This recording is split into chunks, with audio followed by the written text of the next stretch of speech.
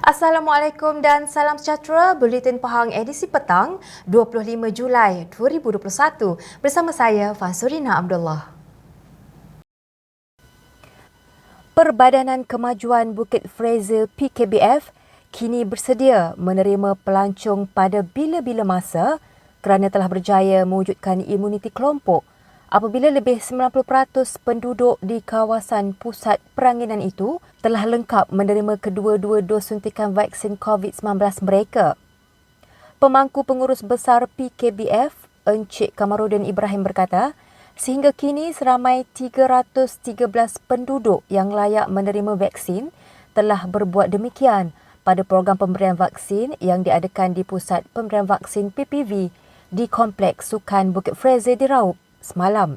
Kalau melihat kepada kriteria utama bagi sesuatu kawasan untuk beroperasi semula lah dalam kata pelancongan, kita telah pun mencapai kriteria utama itulah, mana semua komuniti yang berada di kelompok komuniti di Bukit Fraser ni telah pun divaksinkan lah. Jadi saya ingat kita Kajian Negeri pun akan bersedia lah untuk membuka Bukit Fraser kepada pengunjung luar. Dan seterusnya kita mengaktifkan semula kita punya aktiviti pelancong yang terdapat di Bukit Fraser. Beliau berkata demikian ketika dihubungi Unit Komunikasi dan Media Pahang UKOM hari ini. Dalam pada itu, Yang Berhormat Setiausaha Kerajaan Pahang, Datuk Seri Dr. Salihuddin Ishak ketika dihubungi berkata, pihaknya sedang menyediakan draft prosedur operasi standard SOP bagi pelaksanaan pembukaan perniagaan di kawasan yang telah menerima vaksin pada kadar yang tinggi seperti di lokasi pelancongan. Kita akan mensyaratkan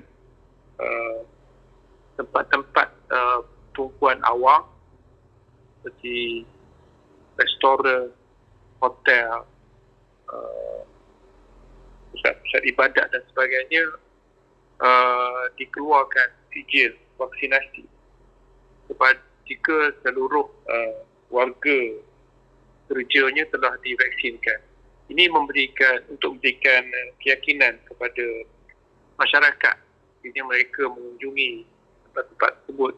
Beliau berkata pihaknya masih menjalankan penelitian dan kajian kemungkinan pemvaksinan ini akan dijadikan syarat pengoperasian lesen perniagaan dan juga kad kesihatan yang kemungkinan akan terpakai meliputi vaksinasi berdasarkan kepada kesesuaian teknikal dan perundangan.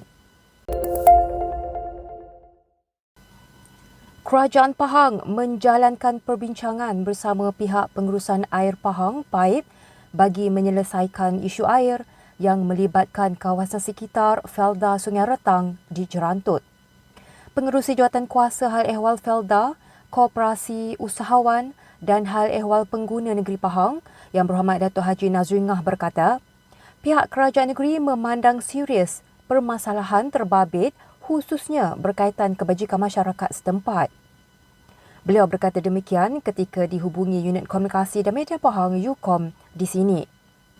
Semalam Yang Berhormat Datuk Haji Nazri melawat ke loji air seberang Tembeling Kampung Air Hitam Pasir Sia yang mengalami masalah air bersama Ketua Eksekutif PAIP, Encik Saiful Zaini Muhammad Bokhari, Pegawai Daerah Jerantut, Puan Harunisa Aris, Pengurus PAIP Daerah Jerantut dan kepimpinan setempat. Beliau turut meminta agar penduduk setempat dan kawasan sekitarnya dapat bersabar dengan masalah air paip yang melanda selama ini, sementara pihak kerajaan berusaha menyelesaikan masalah yang sering berulang.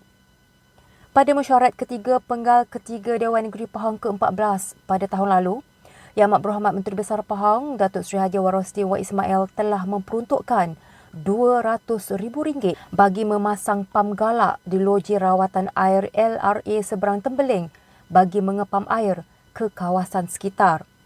Ini membuktikan bahawa kerajaan negeri sentiasa mengambil serius berhubung permasalahan air yang dialami penduduk di kawasan Felda Sungai Retang, Jerantut. Orang kelainan upaya OKU juga tidak ketinggalan menerima sumbangan daripada Kerajaan Pahang apabila seramai 90 golongan itu di kawasan Dewan Negeri Benta menerima sumbangan bantuan prihatin Pahang BPP baru-baru ini.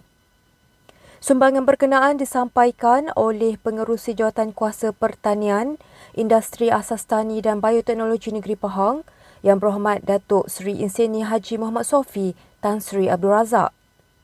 Yang Berhormat Datuk Seri Inseni Haji Muhammad Sofi berkata, sumbangan bantuan khas golongan OKU ini dilaksanakan secara pandu lalu iaitu membabitkan seramai 90 orang. Jelasnya lagi, selebihnya akan diberikan melalui akaun bank penerima bantuan khas golongan OKU.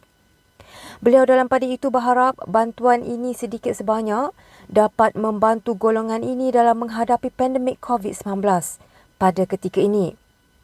Turut hadir pada program berkenaan Pegawai Daerah Lipis Yang Hormat Datuk Muhammad Hafizi Ibrahim dan Pegawai Jabatan Kebajikan Masyarakat Daerah Lipis Encik Hizani Ibrahim. Pelajar Sekolah Menengah Agama dan Kebangsaan serta belia berusia hingga 25 tahun dialu-alukan untuk menyertai pertandingan syarahan Manhaj Rabbani Ummah berkualiti yang menyediakan hadiah lumayan.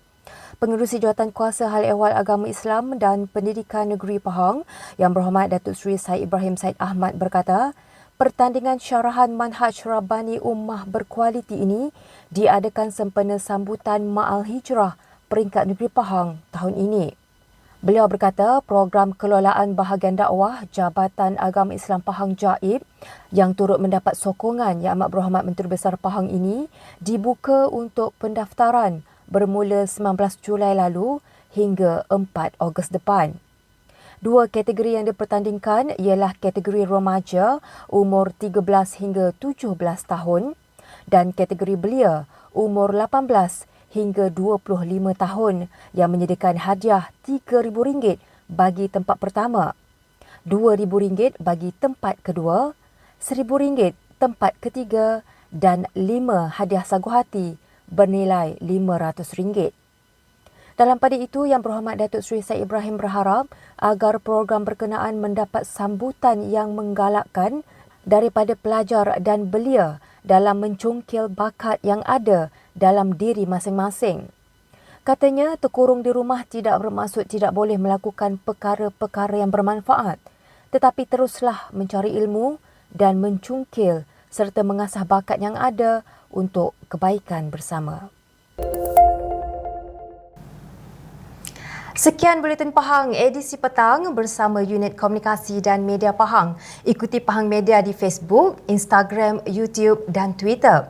Teruskan bersama kami dalam Buletin Pahang edisi malam untuk berita-berita terkini di negeri Pahang. Assalamualaikum.